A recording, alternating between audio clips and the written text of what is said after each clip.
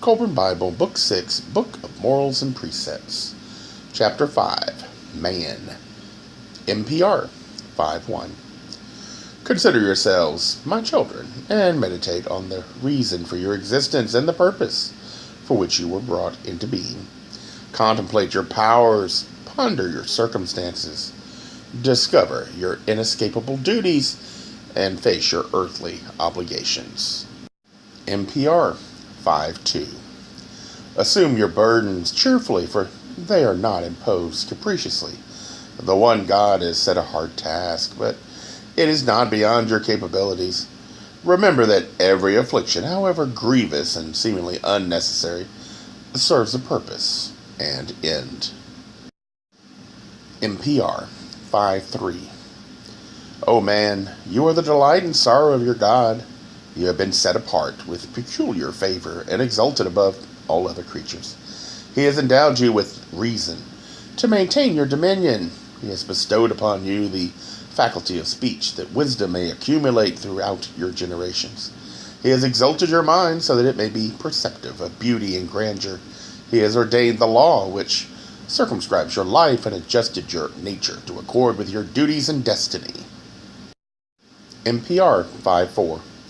Each man is an individual work of God, his mind a fragment of his will. The breath of God gives him life. NPR 5:5. The sole God formed you as he fashioned the beasts of the field and forest. He made you last and placed you at the pinnacle of creation. Command and jurisdiction over all were given unto you. From among the creatures of the forest and the beasts of the field, you ascended in triumphant superiority, and your yoke is upon them. NPR 5:6. Be aware of yourself as the pride of God and the fruition of his desire. Nothing greater shall be created on earth. You are the vessel containing the essence of divinity, fashioned with the clay of matter. Behold, you have even the nature of God within you, and partake of his substance. NPR 5:7. Remember, therefore, your superior estate. Maintain the pride and dignity befitting your position, and descend not to any mean or degrading thing. NPR 5:8. Remember, my children, that every man, whatsoever his nation or state, is a man. Therefore, never degrade anyone, for even the least among men is a candidate for godhood. NPR 5:9. Man can be whatsoever he wills. Subject to the law, there is no limitation on man's potential achievements. Shoot for the moon, and not for the treetops, for nothing is beyond your reach. NPR 5:10. Did God appear to man on earth, and man cast a spear at him? He would not blast man with wrath, but admire him for his audacity.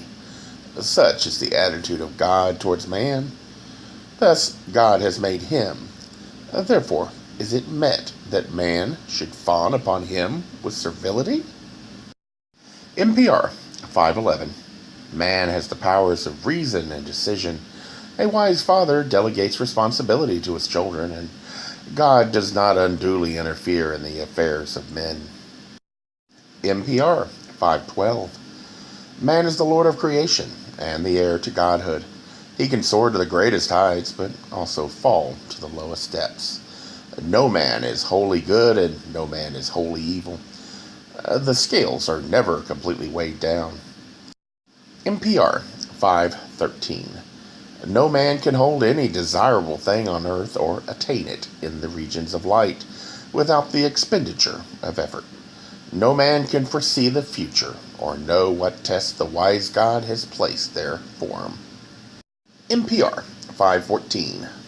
O man, mark this well. Never forget your goal of godhood, but vaunt not your godlikeness. For the beast dogs your footsteps, and an animal clothes your soul. You dwell beneath the dark shadow of the cloud of mortal ignorance. You live in a twilight dream state. You are deceived by your senses. You dream and say this is reality. You reason and are afraid, but know that all things real reside in God, and his wisdom stands beyond the bounds of reason. He has established the foundations of truth and reality for eternity. NPR 5:15. My children, man is not flesh and bone alone, but something more, something far greater than he can ever conceive at present. The eagle soars in the air above, not knowing that soon he will descend to earth and rise no more.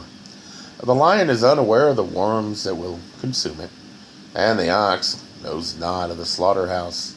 The ass knows not of the use of food, though its teeth chew the grasses and herbage. NPR 5:16. Something is added to mere man to raise him above the beast. Something else exists within the space of his body. It is his soul. Is not the mortal substance of the body less perfect when the soul has departed? Now it will decay and fall apart. But is this not because the animating spirit is no longer there? The immaterial spirit has gone. Whence has it flown? NPR 5:17. The spirit departs, taking life and consciousness with it. That which came from the abode of spirit has returned there. That which God gave of himself has returned to its source. NPR 5:18. Man, the receptacle of God and beast, has sundered apart at the touch of death, and each returns to its own. NPR 5:19. Man is the highest of the beast and the lowest of the gods. Man is the battleground of beast and God.